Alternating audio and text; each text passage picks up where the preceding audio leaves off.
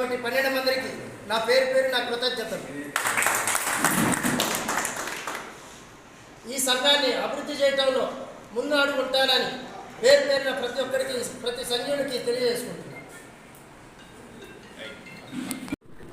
ఖమ్మంపట్నం నూతన కమిటీగా మమ్మల్ని సెలెక్ట్ చేస్తూ కోర్ కమిటీ మాకు ఇవాళ బాధ్యతలు అప్పచెప్పడం జరిగింది. ముందుగా కోర్ కమిటీ సభ్యులందరికీ పేరున ధన్యవాదాలు తెలియజేస్తున్నాను.